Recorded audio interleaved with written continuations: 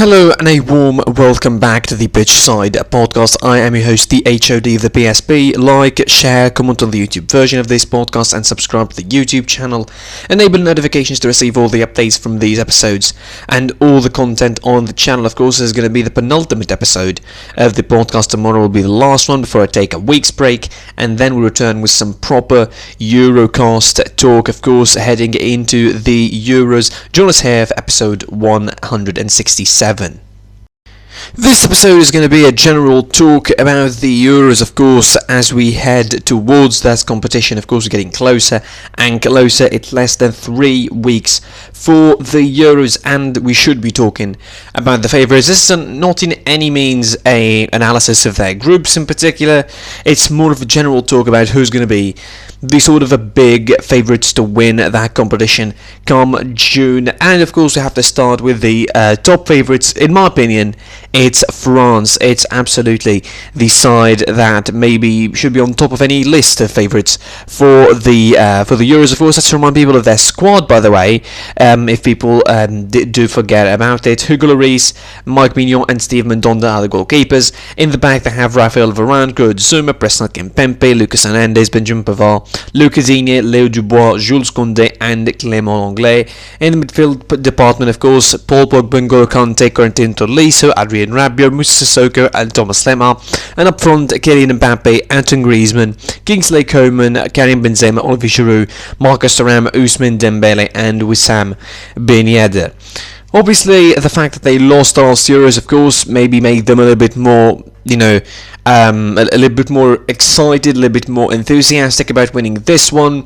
As you can see and as you can hear, I think the list and their squad is pretty bloated in all positions, I would say. The centre-half, in the centre-half position also, they have a luxury. I mean, they sport for choices in the centre-half position. They sport for choices in the middle. They also have a pretty good lineup going forward. I mean, comparatively to the last Euro squad, this is a pretty big time. Like, this is a pretty star-studded squad. Let's say you have your top guys in the middle, you have your top guys in the back. The only big weakness you could point out in the French squad is the fact that they don't have a proper right back. They only have Léo Dubois. I mean, yes, Benjamin Pavard is a right back. I mean, mostly, but he can't. But his original position is a centre half in Stuttgart usually. So it's almost exactly a makeshift position for him at France. But he excelled at it, I think, at the World Cup. That he became a more permanent. I don't expect to see Léo Dubois starting per se. So I can see Benjamin Pavard starting for France in the Euros. So overall, it's a great squad. I would say probably the best squad of all the teams in the Euros at the moment, maybe with one. I mean, it stands head and shoulders above any of them, because you look at the names that they let out of that squad, you look at the names that Didier Deschamps didn't call up. There's Upamecano, didn't call up. There's Theo Hernandez from AC Milan, didn't call up. There's Nodi Mukiele. There's Ibrahima Konate. There's Ivan Emilier, the goalkeeper from Leeds. There's Alexander Lacazette. He left him out of the list. I mean, it's an absolute surprise how he left that out of the list. There's also Nabil Fekir from Real Betis, who had a tremendous season. Why he didn't call him up? I mean, you call him Marcus Thuram and Borussia Mönchengladbach. They're 7th on the table, or they're 8th on the table. Why didn't call Nabil Fekir for Real Betis, who are 5th on the table in La Liga and had a better season? That is the kind of nature that the squad for Didier Deschamps is. But obviously they won't care really. Again, comparatively to the squad of last time out, they are pretty much improved in every position. I really want to see Mike Mignon starting as a goalkeeper. That's what I want to see from France. The biggest, I think, surprise, or the biggest addition to this squad, obviously, is the return of Karim Benzema after 6 years in the wilderness without the national team. He returns, of course, and it was almost imminent for the last couple of years. You could see it happening because of the performances he was putting for the last couple of seasons with Real Madrid, leading that club pretty much on his back for over the last couple of seasons in the absence of Cristiano Ronaldo. Didier Deschamps almost felt forced, and the ice has broken eventually. Not necessarily in a full way. You don't expect it to be a full reconciliation between the two, But at least the fact that he called them up, and obviously the demands are going to be high in France as well, that he plays as a proper striker, as a number one striker ahead of Olivier Giroud. I don't know how things are going to work out between them on the same side and on the same squad. He's going to be the number one striker, that is for sure. That is an absolute certainty. There's going to be the number one striker. To try to play around him, and you ask yourself the question: is this going to be good? Is Benzema's addition going to be good for France? Is it going to be bad for France? I mean, this is not the same side that he left 6 years ago. You look at the players that are playing. I mean, only probably Paul Pogba, Griezmann, Varane, and Lloris, you would argue, that are the same people that that Benzema played with back in 2015 when he left in the last sort of squad that he played with, in the last game he played with an international team. So I rate France as number one for a simple reason. They have the strongest squad. I think they're spoiled for choices in every position, again, aside from the right back, but definitely a team that looks complete and should feel complete. Although, I mean, by no means is it judgment on how they go in the group, because their group is pretty tough, we all know that, and includes other favourites, of course, in this competition. So, judging on the squad, it's going to be a really strong side, and it's going to be probably disappointing if they don't get to the semis. At the very, very least, if they don't get to the semis of this competition, it's going to be quite the disappointment. The second favourite on the list, of course, transitioning us swiftly from the first, is Portugal. They are in the same group, unfortunately, or fortunately for us, at least we're going to see big games starting from the group stage. But of course, again, it's in my opinion, the second. And I know the questions might be why putting the champions second behind France, but obviously, I would say, you look at France's squad, you cannot really put them anywhere but first on the rankings of favourites. But Portugal also, the champions heading into this tournament, of course, defending champions, albeit I think there's a big difference, I would say, with the squad that was in 2016 and the squad that was now. At least some of its players, it improved a lot. Obviously, you add the likes of Bernardo Silva, João Felix, Diogo Jota, Gonzalo Guedes, Rafa Silva. At least, Gonzalo Guedes probably was a part of that squad, but definitely overall, it's also a strong squad as well, with almost no weak points. You have Anthony Lopez, Rui Patricio, and Rui Silva in the back of the net as goalkeepers. You have João Cancelo, Nelson Semedo, Jose Fonte, Pepe, Ruben Dias, obviously, Nuno Mendes Guerreiro as defenders, Danilo Pereira, João Paulinho, Ruben Neves, Bruno Fernandes, João Moutinho, Renato Sanchez, Sergio Oliveira, and William Carvalho in the middle. And you have Pedro Goncalves, André Silva, Bernardo Silva, Cristiano Ronaldo, Diogo Jota, Gonzalo Guedes, João Felix, Rafa Silva from Benfica as the strikers. Of course, these are the choices for Portugal in this tournament. As much as you have, I think the difference also between the Portuguese squad and the French squad is the Portuguese squad, as strong as it is as individuals, it doesn't feel bloated. You don't look at this squad and say, oh, they have a double in each position. They don't, because they really don't. You look at the right back position, you would say João Cancelo is first. You cannot even say that Nelson Semedo is going to be playing any of those games as a starter. You really wish that he only makes some minutes, because you would never rely on him against Germany and against France in the group. So it's definitely kind of almost a lose-lose situation for Fernando Santos in this regard, where he doesn't have replacements in certain positions. Ruben Dias is going to be a certainty at centre-half, and you're going to have to choose between Jose Fonte and Pepe, that is for sure. I don't think that... probably the choice is going to be Pepe, I think, for the season that he had with Porto, getting into the quarter-final of the Champions League and all of that. So they're definitely one of the, I think... This is one of the questions, I would say, for Fernando Santos heading into the Euros. In the midfield, they don't have problems, I would say. It might be, aside from Bruno Fernandes, it might be the weakest link in the Portuguese lineup. And I know I'm saying this, and listen, I know it sounds unbelievably weird and, and really, really bad what I'm saying, but hear me out.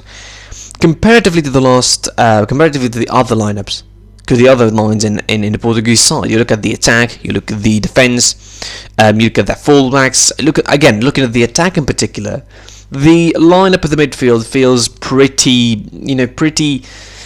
limited, I would say, in option. I mean, definitely, I can't think of people who Fernando Santos could have picked up. He picked almost the entire side from Wolves, but certainly, you look at the people that he left out of the squad. I mean, Pedro Neto, by the way, was left out of that squad heading into the Euros, which is, as far as surprise is concerned, is a big question mark of why he did that.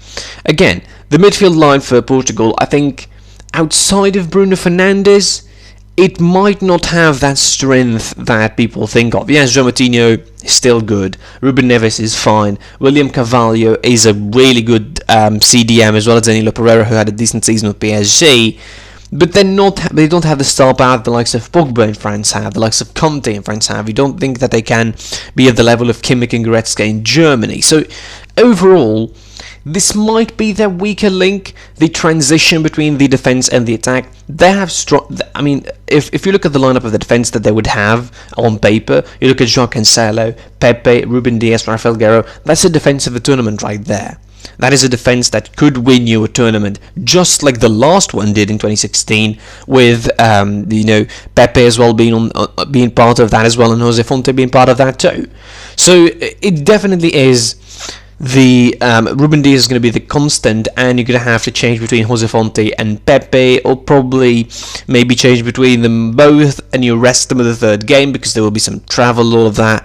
But again, overall, I think aside from the midfield, which comparatively to the other lines is pretty weak, if we're rating the departments, we're going to rate defense maybe 7 out of 10, or 8 out of 10. We're getting the attack. I would say the attack is 9 out of 10. I would rate it. The midfield might fall into a 6.5 out of 10 category, which is not necessarily bad, but definitely comparatively to other midfield lines, it really doesn't pay the bill at certain points, and maybe I'm wrong. But again, Portugal just second, just behind France, despite being the defending champions, just because they have a lesser stronger squad in some departments, and particularly in the midfield, as I mentioned. Which leads us to number 3, of course, the third favourites in my opinion, in my books, to win these European Championships are Belgium. And sort of about the first difference, I think, out of the comparatively to the two before it, in France and Portugal, is that Belgium feels more like a team. And I know this might be weird, but again, Belgium plays collectively, I would say, sometimes better than France and Portugal do. As much as their squads are pretty strong, you look at France, again, bloated in every department. You look at Portugal, again, bloated in every department as well. You look at Belgium's squad and you don't really see a bloated squad. I mean, yes, they have very good players in very good departments. They have, Thibaut Courtois as a goalkeeper. You would say he's the superstar of the three, with Simon Mignolet and Matt Sells. You look at, for example, Toby Alderweireld and Vertonghen leading, the defensive line. You expect them to do so with one of the others in Derek Boyata, Thomas Vermaelen, and Jason Denayer being the third with them, which is, as experienced as that might be, it's not exactly the liveliest of defences. It's not going to be the quickest of defences. Again, I don't know why I'm trying just to point the weaknesses in the teams before, but that is why I'm putting the ranking. I'm really explaining my ranking by showing up the weaknesses and the strength. Again, Belgium's strongest point is that they play as a team. They understand each other as a team. Roberto Martinez has really done so well to make them look like a team and feel like a team for most of the part. He doesn't really change his squad so much. Like, this is pretty much not so much. I mean, you could say Dennis Praet and Yuri Tielemans are, Dennis Praet in particular, I would say, is an addition from the World Cup squad that reached the semi-final, that was in the third place. I mean, it's pretty much the same list since then. There's not so much of change. You only add Leandro Dendoncker probably in the midfield and all of that. It is not really that much of an addition, or that much of a visual difference, or a visible difference, I would say, from the squad. In the midfield, as I mentioned, Yannick Carrasco, Timothy Castagne, Nasser Chadli, Torgan Hazard, Trossard, Thomas Meunier, Kevin De Bruyne, of course, Leander de Donker, Dennis Praet, Juni Telemans, Hans Van Aken, Axel Witsel from Borussia Dortmund, although he's missed most of the season for injuries, so you don't know about his fitness. I don't think he's going to be the first choice. Probably Leander de Donker is going to be first with Tielemans. You expect that. Jeremy Doku in attack with Eden Hazard. Question mark? Why? Dries Mertens, Leandro Trossard, Michy Batshuayi, Christian Benteke, and Romelu Lukaku. Of course, Romelu Lukaku. Again, they almost have a superstar in every department. You don't really think that they have, a bloated squad, or they have or they're spoiled for choices in certain positions, because they don't. Really, you look at their choices in the centre half position, for example. Unlike France, they are the opposite of France when it comes to centre half. Their options are not really that good. They don't have quality Belgium centre halves. Since Kompany left, I don't think that they have a defining, great centre half that leads the line. Yes, you could point at Jan Vertonghen with all the experience, but we saw what he can do when he is on his bad day. We saw the last internationals, I think, that he wasn't really that good, and he was pretty exploited in the games that Belgium played against Czech Republic and against Wales as well. So it's not exactly the strongest of squads, but I think it's the most compact of a team. I think Roberto Martinez works on them as a collective, and that is their strongest points, I would say. That's why they feel like favourites for me behind France and Portugal. If not judging by the strength of the squad, we judge by the strength of the team as a collective and the way they play. And Belgium, I think, in that department really beats Portugal and France to the punch at a certain point. But again, it's the golden generation for Belgium. They luck out in the Euro 2016. They got out of the quarterfinal against Italy, against an underwhelming Italy, I would say, which in my books probably would be underdogs, really, sort of outsiders to win this year all around. Then you have, of course, they tried their luck in the World Cup 2018, semi-final and third place, not quite bad achievement there. And this is, I think, maybe the last time that we properly see this generation of Belgium. Maybe next year in the World Cup, who knows. I don't really doubt they're going to be through in the World Cup, but this is probably going to be the last time we'll see this Belgian generation under Roberto Martinez in a big tournament. This is a golden generation that will not happen again probably for Belgium until 5-6 years, 10 years from now. Probably never had happened in the Belgian history that had a generation like this, since the one that saw all the way to the semi-final of the Euros in 1984. So you really talk about a side that, as a team, as a collective, one of the best probably. They play as a team, again, better than Portugal and France, better even than the next team on the list. But definitely, I would say, this might be a tad too hard for Belgium, because they're not spoiled for choices. They don't have the extra man almost in every department. They have at least one superstar in each department, but that is not enough. When you're playing for the Euros, you need collective, which Belgium has, but also you need superstars and individuals. But again, as far as team play goes, I would take them as a collective over France and Portugal any time of the day. But top favourites for the Euros, again, the third place might be really good for them in my books. Into the number 4 entry, of course, and in the same group as France and Portugal, unfortunately, it is Germany. And, first of all, let's take this out of the way. They are favourites because simply they are. They need to be put in every tournament as favourites in my books.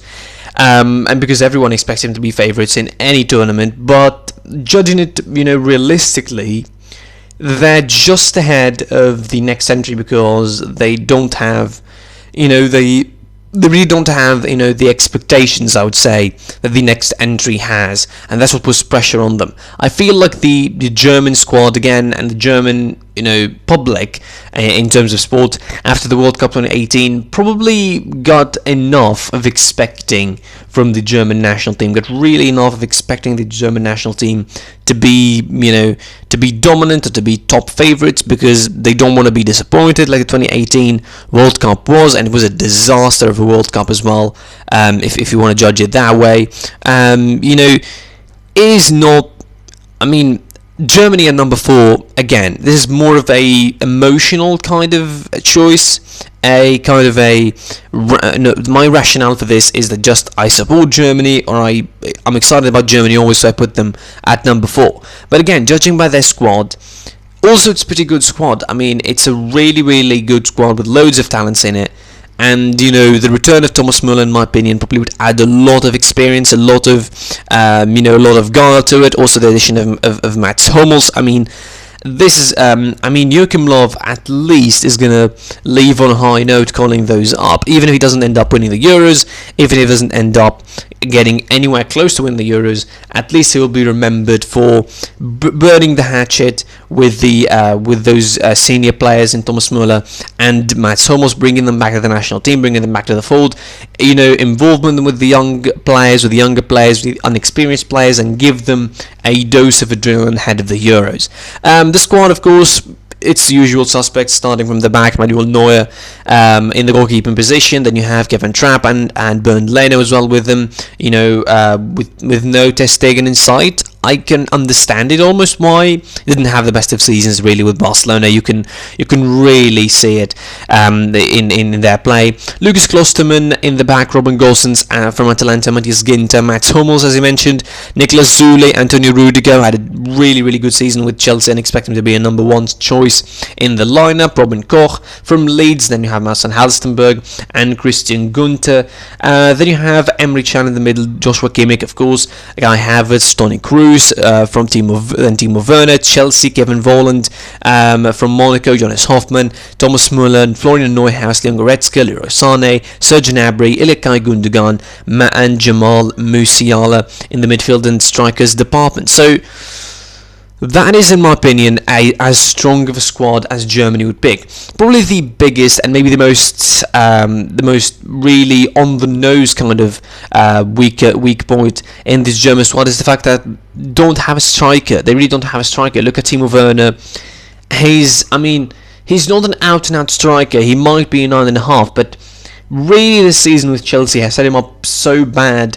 Set him back so bad that he cannot really play as a proper striker for Germany anytime soon. You don't expect this to happen anytime soon, but the players around him at least will involve him. Maybe we will see Serge Gnabry being a striker, employed in the same capacity that he was employed in the last international break, playing in the 3-4-1-2 of sorts, or the 3-4-3 or 3-5-2, where Sané plays as a wing back almost, and you have Timo Werner playing from the other wing, or Robin Gosens playing from the other wing, and you have Gnabry and Werner, being strikers / Gnabry being a winger or a striker. I mean, this dynamic sort of 3-5-2 into a 4-3-3, surprisingly, because I expect Halstenberg to be a third centre-half, maybe with Mats Hummels and Rudiger, because I really don't see Rudiger not playing. He had so good of a season with Chelsea that I cannot see him not playing with the German national team in the Euros. So in my opinion, it's going to be probably Rudiger,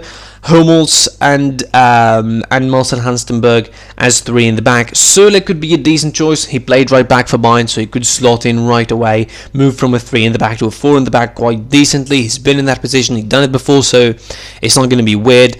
But whatever you did, Joachim Löw, please don't play Emre Can as a left back or as a third centre half, because that is going to be bad. He did that in the of course in the international break last time out, and it didn't pay out. And the loss against Macedonia was really, really mostly his fault in the goals, in particular the lack of cover from him on the left hand side. So as long as he chooses the right players, I think Germany are still strong favourites to win.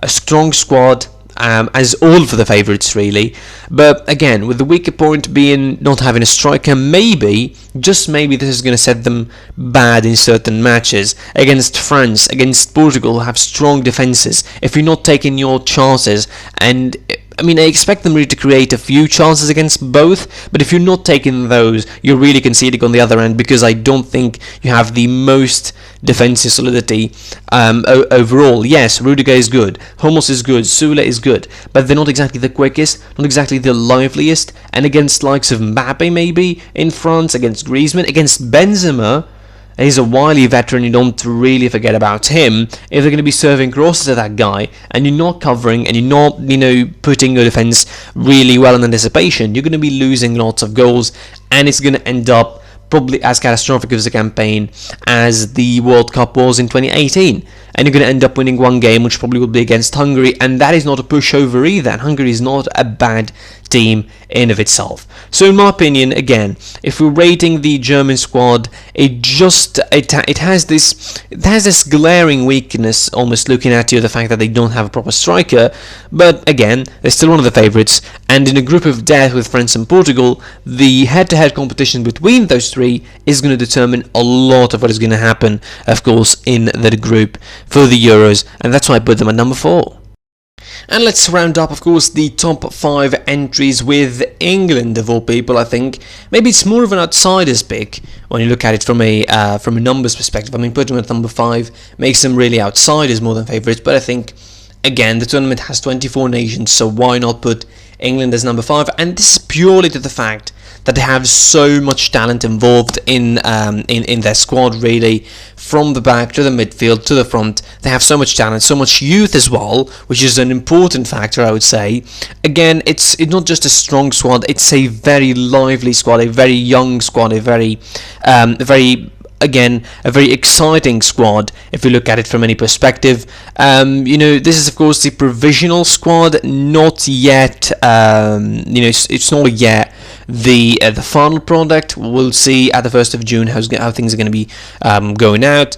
But you look at Dean Henderson in the goalkeeping position, you have Sam Johnston, Jordan Pickford and Ramsdale. I really expect Johnston to be the one dropped out of the 4 for the final list, albeit, I mean, both him and Ramsdale have a big chance of being dropped out because both their sides are relegated in the Premier League, so you don't really see them as number 1s in England. So the number 1 should be between Jordan Pickford and Dean Henderson. I assume that the Gareth Southgate is going to go more for Pickford because he plays the ball out from the back better than Henderson does, on paper at the very least.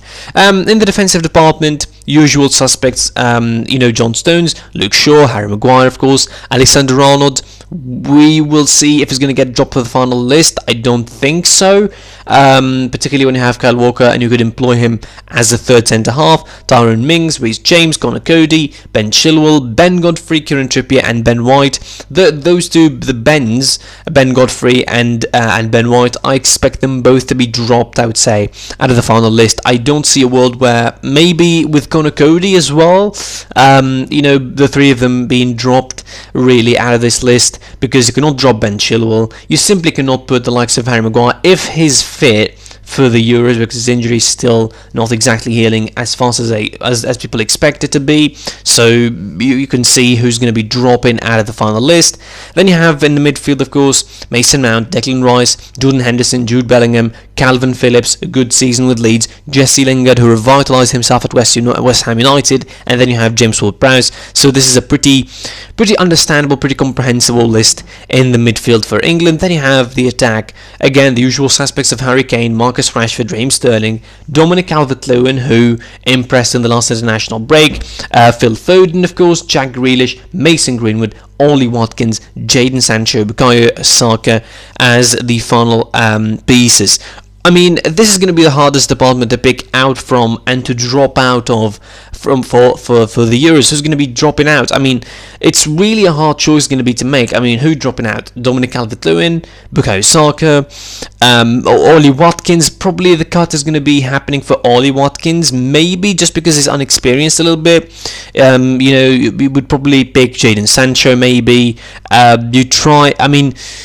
I'm really worried for someone like Bukayo Saka, for example, being the best player for Arsenal for the whole season, being one of the most consistent players for them, and in the end, he doesn't make the cut. It's going to be a hard choice for Gareth Southgate. I understand that he's trying to make a pool of players to choose from, trying to give himself the best options, like Frank de Boer did with the Netherlands, like Roberto Mancini did with Italy, choosing a wide list of 33 players, but that doesn't work all the time. And again, you're probably going to have to make the cut, and this is the bad thing about it. You have to make the cut for 7 players, and that is not an easy choice. As you mentioned, again, in the defensive department, okay, it might be easy. In the goalkeeping department, yes, it might be easier as well. You can see who's going to be the number 1, the number 2, and number 3. There's a hierarchy probably there. But in the attacking department, all of those guys, I would argue, are deserving of their place, and you're not even involving the likes of Patrick Bamford, who wasn't called up, you're not involving Danny Ings, who wasn't called up, and both have stellar seasons as well with their teams. So this is going to be a hard choice for Gareth Southgate to finish and to pick up this final list for the Euros. One other thing, the biggest detractor, I would say, for this English squad, for the English team, always in big tournaments, is expectations, is the anticipation from the English media, the English people. I mean, only in England you can see that England are expected to win a tournament or to make it to the final of a tournament or the semi-finals, because for the rest of the world and the rest of Europe, it's not a surprise they don't make it. But for England, it's a big disappointment, always a big disappointment when they don't make it to a tournament, and that is like, almost you can call it the 1966 effect, because since then England has been waiting and waiting and waiting for a World Cup and waiting for Euros and waiting for tournaments to be won, and they weren't winning anything. They had a golden generation in the mid-2000s with Frank Lampard and Steven Gerrard and John Terry, and you have an Ashley Cole and all of that, and Wayne Rooney and those kind of players, and Paul Scholes and all of that, and they didn't win anything. And so the expectations for England are pretty high, sometimes unjustifiably high, yet, you know, we ending up here talking about them as favourites for the Euros, and I think rightfully so, because of the amount of unbelievable talent they have on their depth and their squad, and the depth they have in the squad and the choices they have. It's going to be a hard time for Gareth Southgate picking players, and it should be, rightfully so, but again, it might just be a tad too stressful for him to pick up players, and that's why I'm putting England as of late, because their squad is going to cause so much troubles for Gareth Southgate, who's going to be dropping out, who's going to be making the cut, and who's going to be playing eventually as a starter. That's it for me for this episode. Always aboard the HOD of the PSP. Like, share, comment on the YouTube version of this, subscribe to the YouTube channel, enable notifications to receive all the updates from the episodes of the podcast, the episodes of the Euro podcast, which is going to be starting hopefully not the next Monday, the Monday after. Of course, we're going to be talking about the final squads for the Euros, previewing the groups and all of that ahead of the Euros, and we're going to have so much content to talk about in the Euros, of course, ahead of that time. Follow us social media site PSP on Twitter, Pitch, Setball on Instagram, and listen on Spotify, Google Podcasts, or any other platform. And until tomorrow, the last episode, I will see you soon.